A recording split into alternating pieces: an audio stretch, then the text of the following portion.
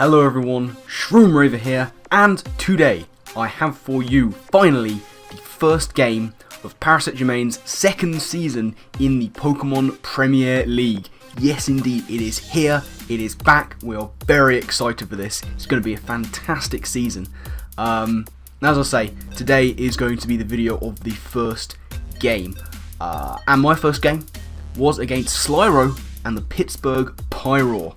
Now, if you missed the team building video, by the way, that went up yesterday. Link will be in the description to that if you missed it, want to go check it out. I take you through my team in great detail, my thought process behind it. I'm going to go through it once again real quick for you here right now. Going from left to right across the screen, we have defensive Mega-Audino, specially defensive Empoleon, Fizdef Thundurus Incarnate, Scarf Mismagus, Swords Dance 3 attacks Eviolite Scyther, and an Assault Vest sort of pseudo mixed Victini. Now, Slyroh's team.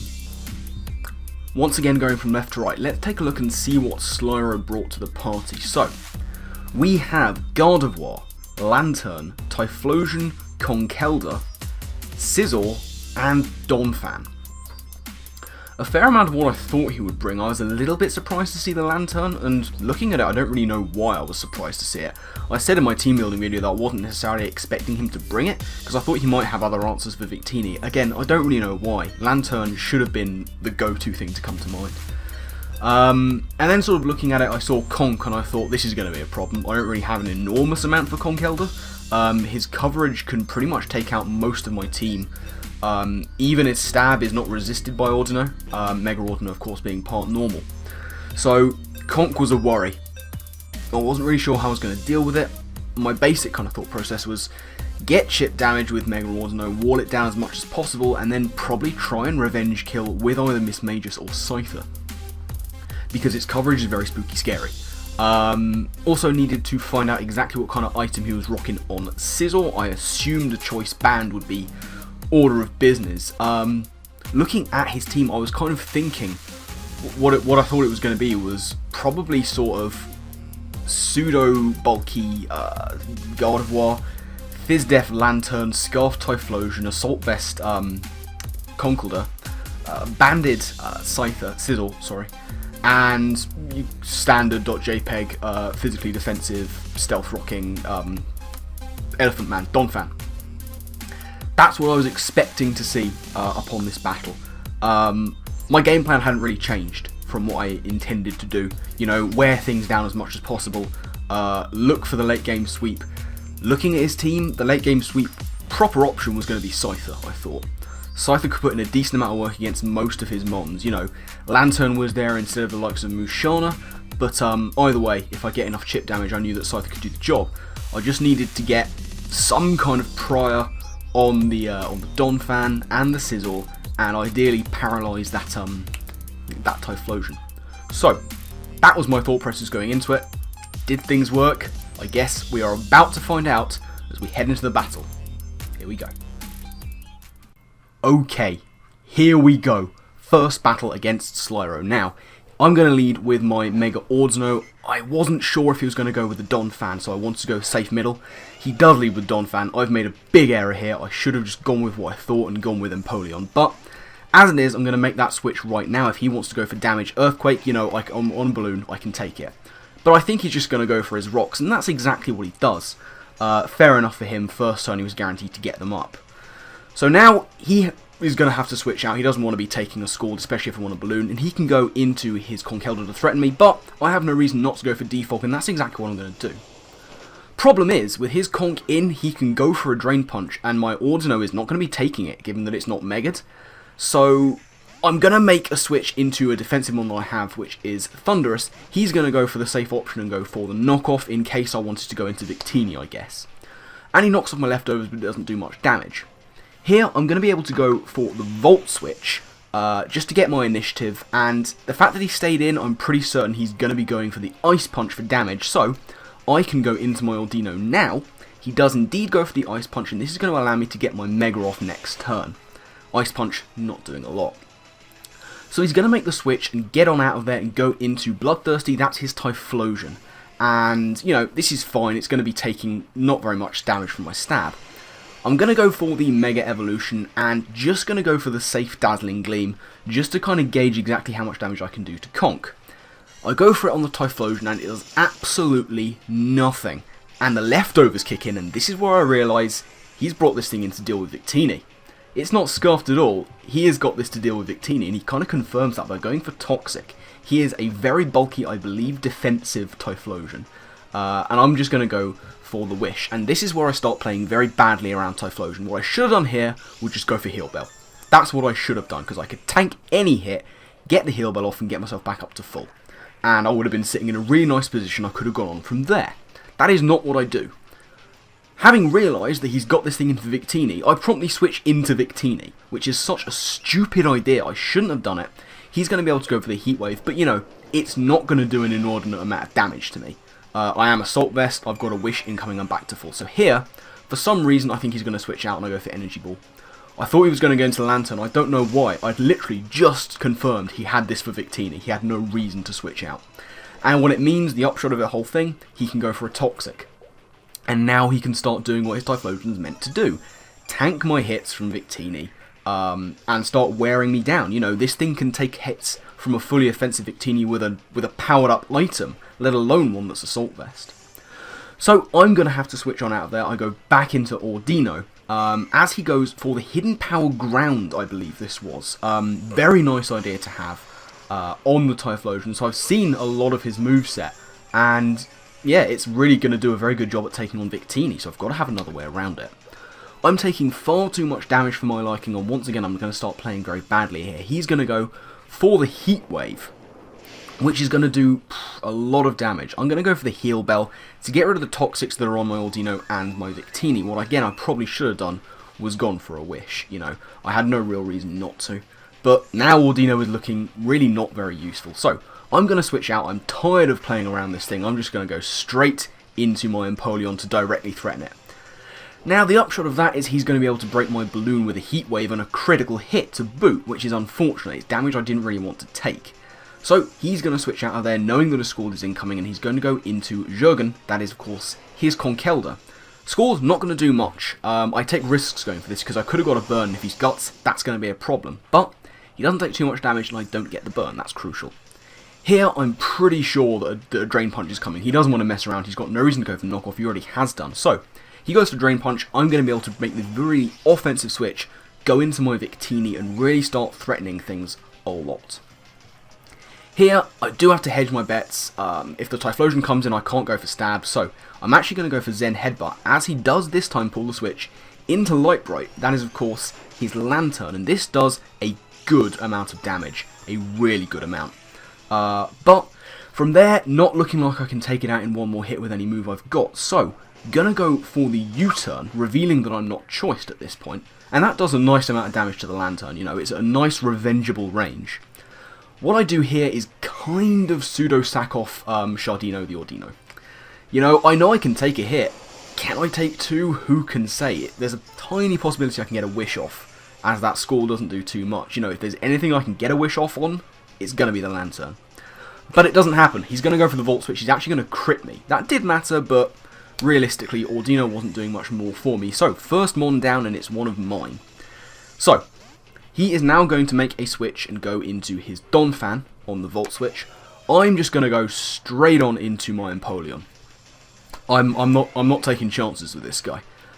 He doesn't want to stay in and take a Scald, so he's going to switch on out and go into Akbar. This is going to be the first showing of his Gardevoir. So I'm going to go for the Scald, but Gardevoir has very good natural special bulk. It's going to take that very well indeed. I don't want to be taking any kind of Focus Blast, Thunderbolt hit, so I'm going to go into Little Dun the Victini to see what he's going to do. And he goes for Wish. Now, I believe this was a sort of pseudo-bulky, as I say, but offensive Expert Belt set, but with 3 attacks and Wish. So, he is now going to pass that Wish into his Donphan. I kind of went for Zen Headbutt in case he wanted to go into, like, Lantern or the Conk. And this doesn't do a huge amount of damage, but it should have had alarm bells ringing that he went into this. Because he's Scarfed. He is Scarfed Donphan. He was very proud that it outspeeds Victini by 1 point. And now I'm panicking. Because I don't have anything for Scarfed Donphan. Like, in the short term, I can go into Miss Magus because he can't hit me. and I can get off a Shadow Ball on something. In the long term, this is going to be a huge problem, because he's going to have rock offense, and I don't like that. So in comes the Typhlosion. This thing is bulky enough to take hits from a timid, scarfed Mismagius, but I do get the Spidef drop. This is actually very important. The Spidef drop I get on Typhlosion here is going to allow me to 3-hit KO it, whereas before I think it may have been a roll on a 4-hit KO. So I go for the second Shadow Ball. It does considerably more damage. I get a second special defense drop. This one doesn't matter, but it's just another example of the hacks I get against Sly. So he's going to get a Toxic off onto my Mismagius. Now my Cleric is gone. That is there to stay, but this is a hit and run kind of Mismagius, so I'm okay with it. So I'm going to take a little bit of toxic damage, and at this point Sly is just going to let his Typhlosion go down, which is really nice for me. I'm actually quite happy that he did that. So down goes Typhlosion. He didn't really want to switch anything else into a Shadow Ball. Mismagius gets a KO. That's very nice for it. But it does mean he's going to be able to bring in something to take this guy on, and that is going to be AV Conk, who can take a Shadow Ball and take me out with a knockoff. So, that's exactly what he's going to try and do, but I'm going to make the risky switch. If he predicted this, it could have been bad news bears, as Ethan would say. But he's going to go for the knockoff on my already itemless Empoleon.